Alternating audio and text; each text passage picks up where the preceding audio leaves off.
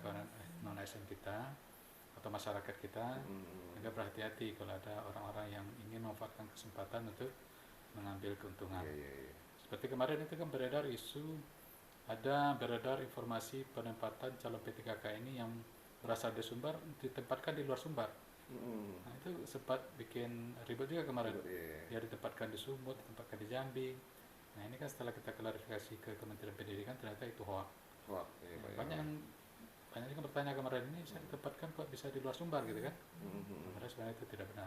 Itu yang harus diwaspadai ya, Pak ya. Jadi kita harap masyarakat kalau menerima informasi terkait dengan penerimaan P3K atau PNS, kalau diragukan silakan konfirmasi saja ke BKD. Jadi kita bisa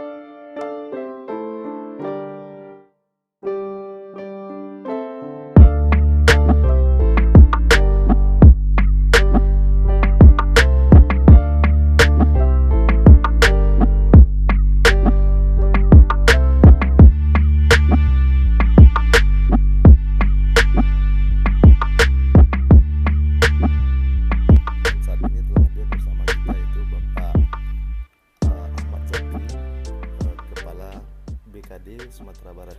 Kita ingin tahu nih Pak terkait dengan kondisi ASN di Provinsi Sumatera Barat Pak. Seperti apa kalau memang bisa dijelaskan Pak? Baik, terima kasih. Jadi ASN di Provinsi Sumatera Barat itu kan terdiri dari PNS dan P3K. Jadi jumlah ASN ini lebih kurang PNS dengan P3K itu 19.223 lebih.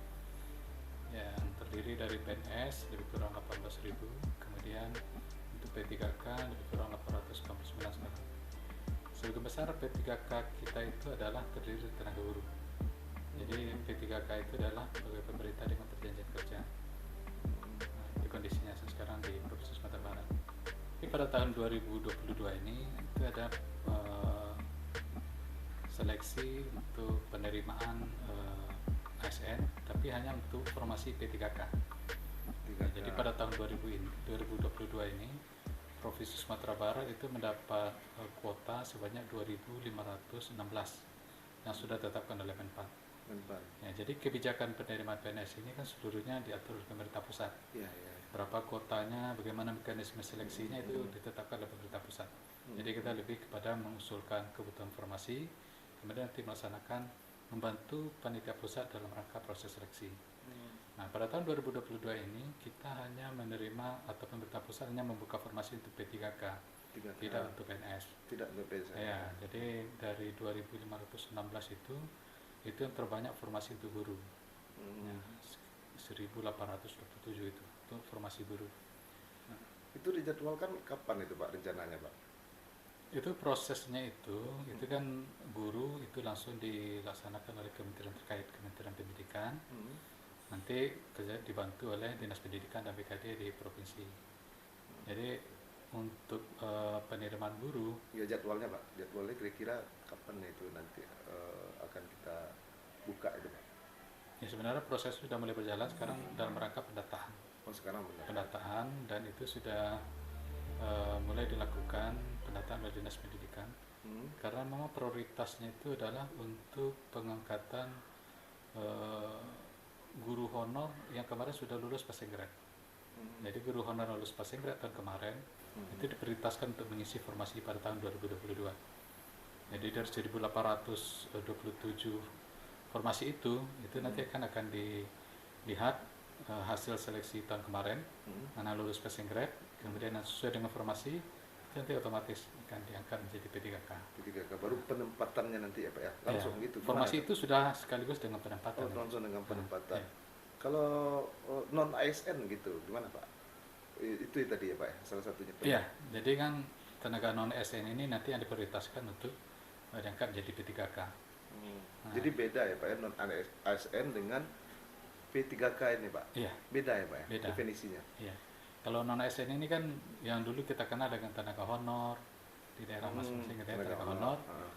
Kemudian nanti tenaga honor ini kan bisa diangkat melalui seleksi untuk P3K. Nah, itulah nanti yang ada untuk tenaga guru, ada kesehatan, ada tenaga teknis.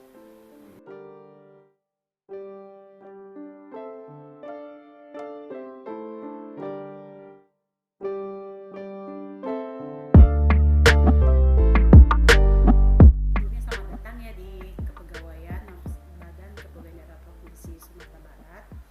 Yang memang dalam hal ini kita adalah salah satu OPD yang membantu gubernur dalam hal pelayanan kepegawaian di lingkungan pemerintah Provinsi Sumatera Barat. Nah, untuk layanan yang ada di Badan Kepegawaian sejak awal tahun 2022 kita baru melakukan pembangunan. Nah, ini sudah terlaksana, ini sudah jadi. Ini ruangan yang kita tempati sekarang ini adalah kita namai itu dengan salah satu inovasi kita, yakni gerai layanan. Gerai layanan ya Bu ya? Iya, gerai layanan. Nah, di gerai layanan ini seluruh ASN yang ingin mendapat pelayanan terkait dengan kepegawaian itu dapat melakukan akses di sini. Nah, artinya bisa direct di sini dengan teman-teman kita yang ada di kepegawaian. Kemudian ini ada 4 bidang kita di sini terkait dengan kepangkatan, pensiun dan pindah, itu satu bidang. Kemudian ada layanan formasi dan informasi, kemudian ada layanan pembinaan dan kesejahteraan kepegawaian, kemudian ada layanan jabatan dan kinerja.